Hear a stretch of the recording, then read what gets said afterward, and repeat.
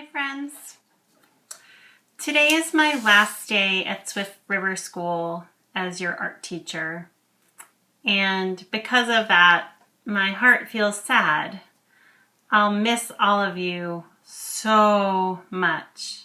Your enthusiasm and your incredible abilities as artists has been such a bright spot in my world and in my mind and heart over these past few years. You each one of you are so special to me, and I want you to know that. And I want you to know that I believe, and you know this, I believe so much in your art hearts and your art ability and just your creativity as people, each of you, as a group, as Swift River School, as a collective, but also in each of you as an individual person. Every picture or creation you shared with me or gave to me is so meaningful and remains with me in my memory and my heart. So thank you.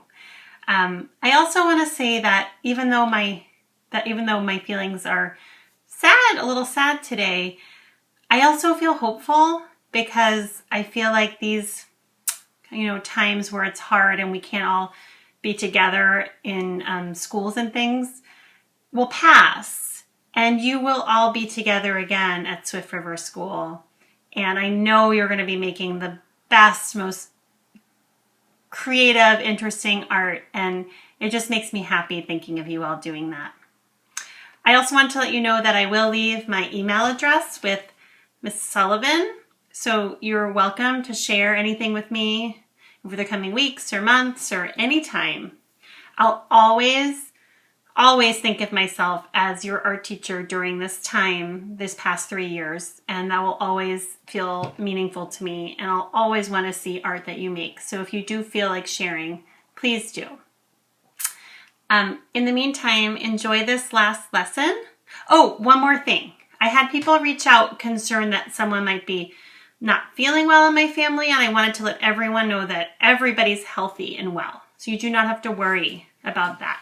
It's just that things are, because of my 3 children, things are a little bit hectic and crazy and busy, and I need to just be with them and take care of them. And so that's why it's all not working for me right now to do everything.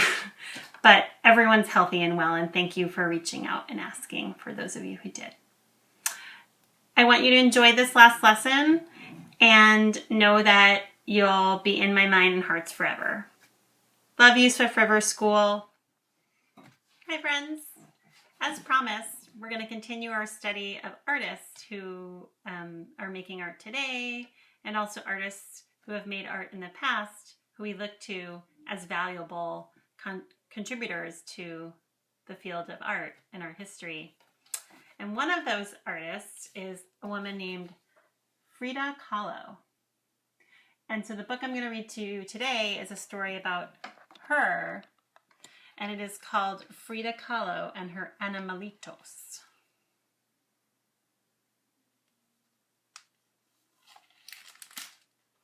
And the end pages are all of these little pictures hanging on the wall, and they have little illustrations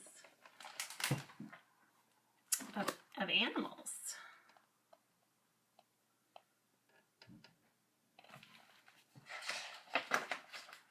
Take my glasses off so I can read.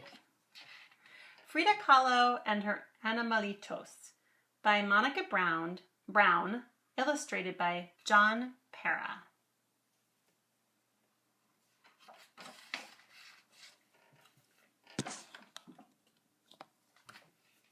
This is a story of a little girl named Frida who grew up to be one of the most famous painters of all time. Frida was special. This is also the story of 2 monkeys, a parrot, 3 dogs, 2 turkeys, an eagle, a black cat, and a fawn. I wonder if that list of animals is who we see on the end pages. I wonder. They were Frida's pets. and they were special too.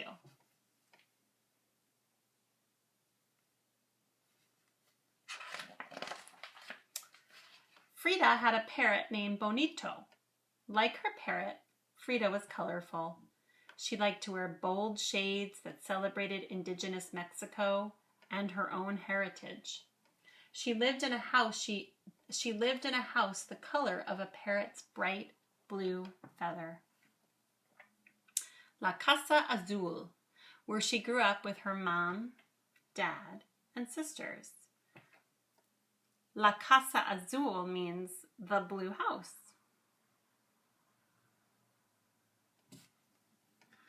Look at that tree right in the middle. It's kind of magical. Frida had a pet fawn named Granizo. Like her fawn, Frida had watchful, beautiful eyes. When Frida closed her eyes, she remembered her life as a little girl. Frida was always with her father, a photographer, who taught her how to look at the world through curious eyes. This reminds me of how I'm always talking to you about looking at the world through your artist's eyes. That making art is, part of it is making the art, but part of being an artist is how you see the world, right? And that you can be an artist just by how you're looking and seeing. Frida and her father would walk to the park to collect bugs to look at under a microscope. Frida's father also taught her how to paint finishing touches on his photographs. Frida loved the small brushes and the beautiful colors.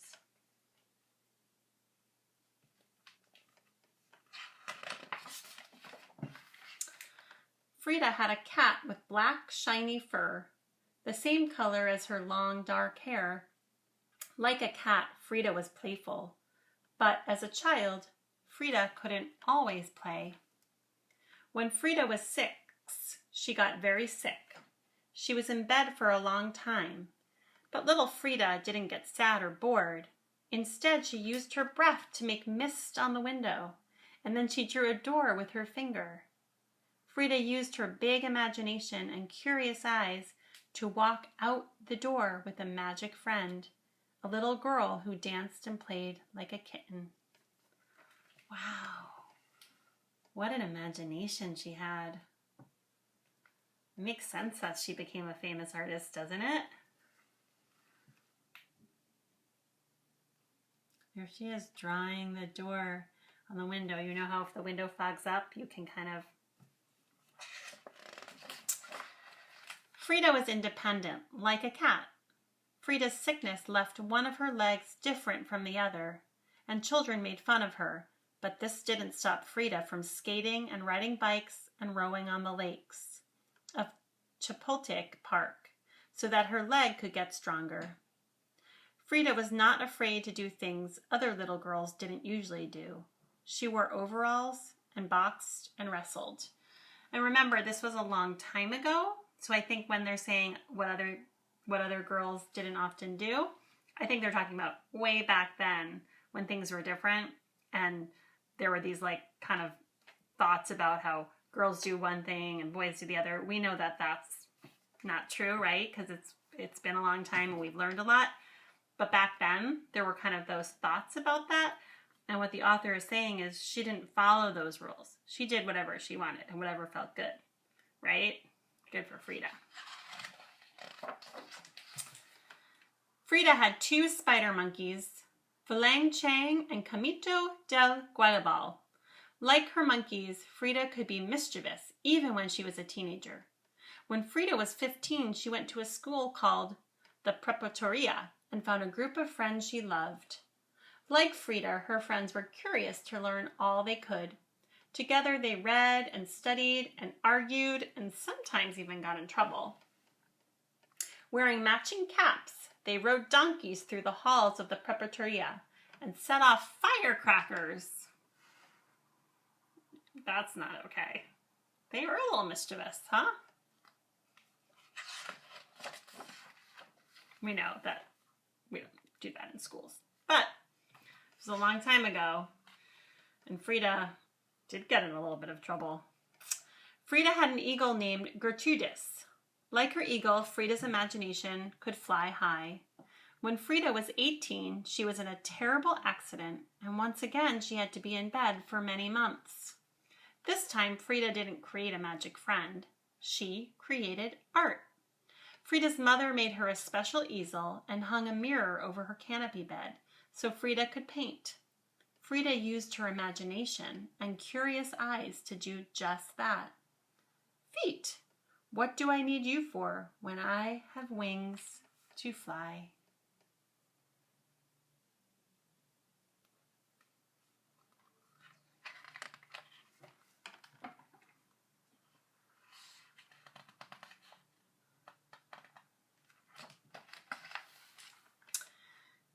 And if those weren't enough pets, Frida had 2 turkeys and 3 dogs, Senor Xolotl, Senorita Capolina, and Senora Costi. Frida's turkeys were intelligent and sensitive, just like herself. And like Frida, her dogs were warm and loving. When she was lonely or sad, she would wrap her arms around them and they would comfort her. Her dogs were the same breed that ran and hunted with the Aztecs thousands of years ago, and a reflection of Frida's heritage, of which she was very proud. Frida's dogs had no hair, but their bodies were warm, and Frida gave them great big hugs whenever she felt lonely or sad.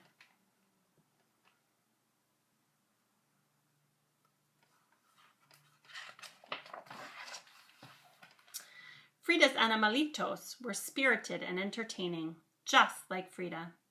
When her 2 spider monkeys were being good, Frida would hold them like babies. Aww.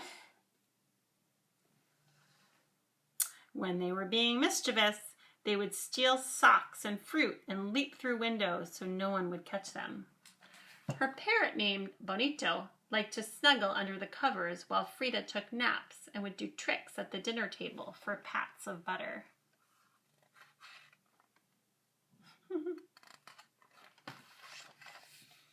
Frida's animalitos played all day in the courtyard at La Casa Azul, the bright blue house on Landre Street. Her husband, Diego Rivera, even made the animals a pyramid to climb on so that her pets could roam freely.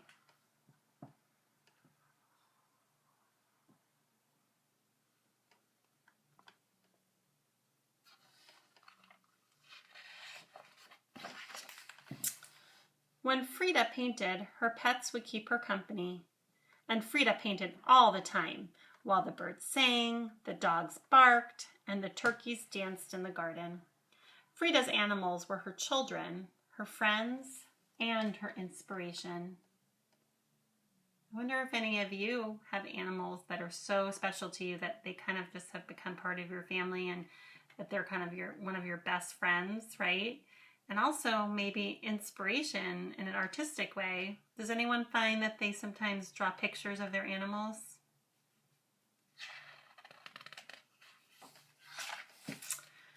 Frida painted when she was sick and hurting, and Frida painted when she was happy. She also painted when Diego was gone and she was sad. But Frida was never really alone at La Casa Azul, the bright blue house on Landre Street. She had her animalitos and herself, and she painted both.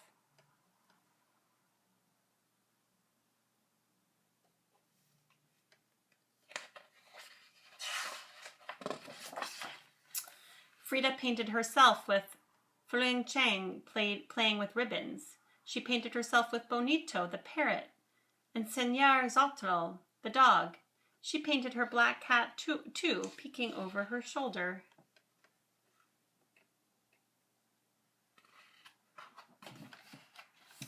Frida painted herself with all the pets she loved so much, and even butterflies and caterpillars. Her paintings were magic.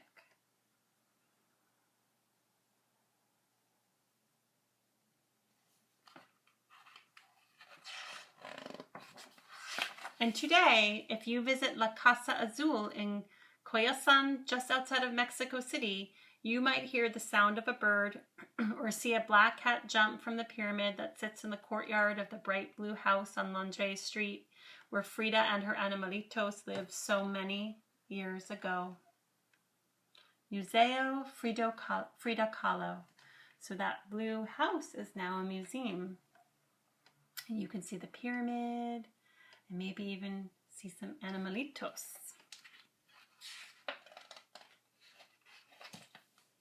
And this is a picture of the real Frida Kahlo.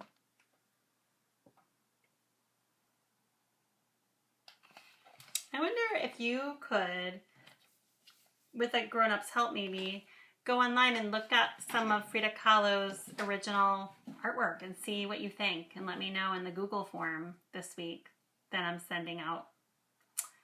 So our project for today is different. We're not actually going to do art based on Frida Kahlo. We're going to start a different project, but I did want to just continue the tradition of reading about an artist so we can kind of just keep learning and thinking about the world, the big world of art.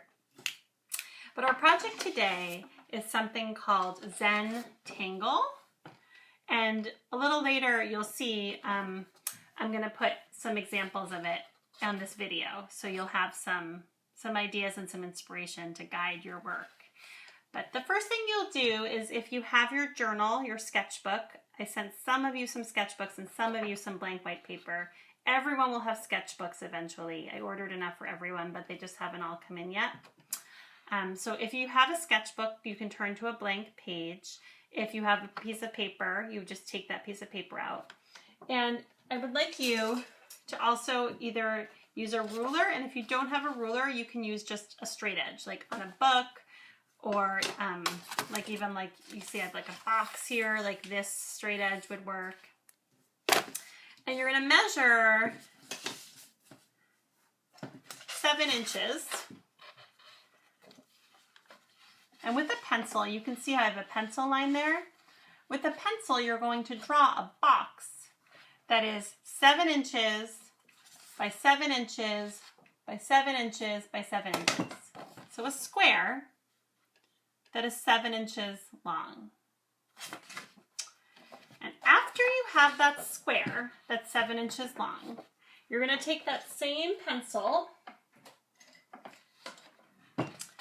and you are going to draw a scribble in that square. And by scribble, I mean something like this. No planning, just go for it. The whole point is for it to be random and haphazard, and just like however it falls, it falls. Once you do that, you're going to have a square with a scribble inside. And then you're going to see that all of these sections of the scribble are kind of these unique little shapes.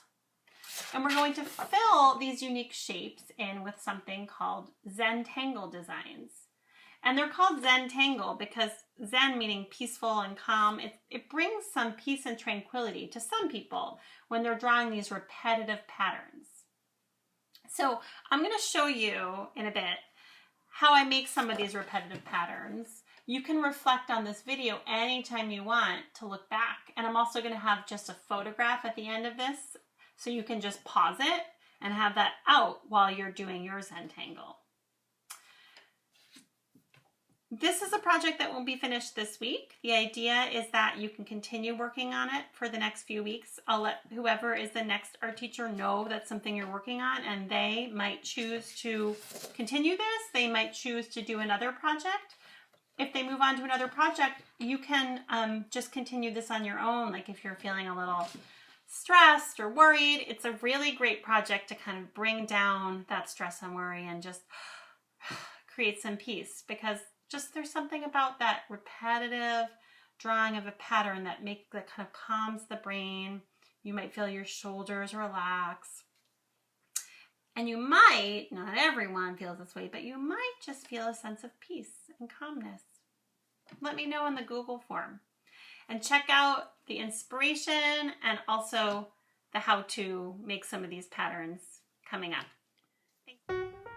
So one of the ways I showed here to do Zen Tangle is to do these triangles, and that works where you start off with one triangle and then you just kind of build triangles off of there by connecting the 3 lines, right?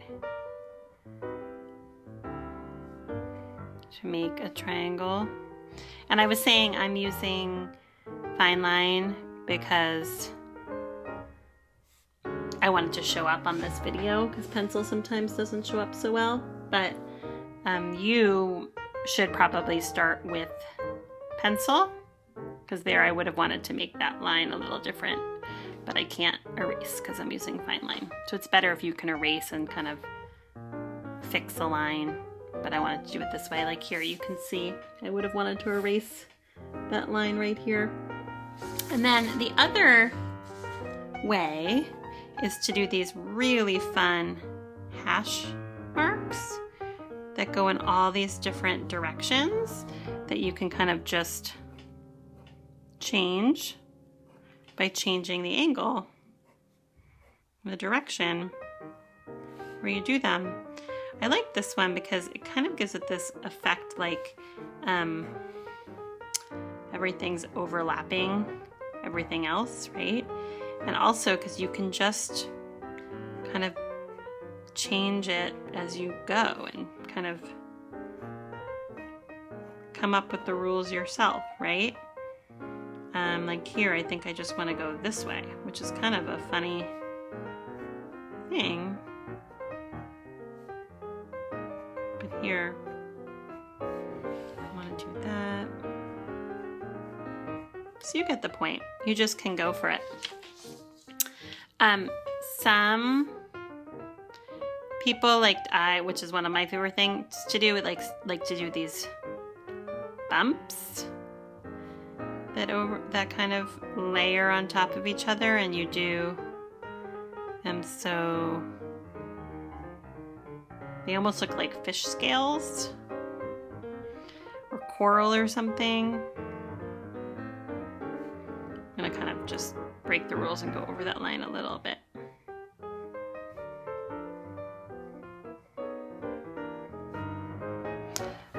You can do wavy lines like this, and then follow that wavy line and do another wavy line and follow that wavy line and follow it again. So the thing about Zen Tangle is you're just making repetitive patterns. So if you come up with your own repetitive pattern, how wonderful is that, right? Because that's the whole point, is to be creative. So you should feel free to come up with your own kind. Some people do zigzags.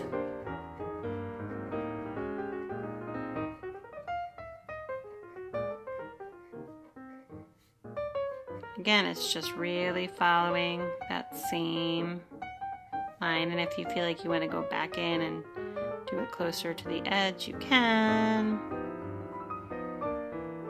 So I will put more examples at the end, and then at the very end I am going to give you a little bit of a fun treat where I show you a little bit about my own artwork as a little goodbye. Have fun, friends!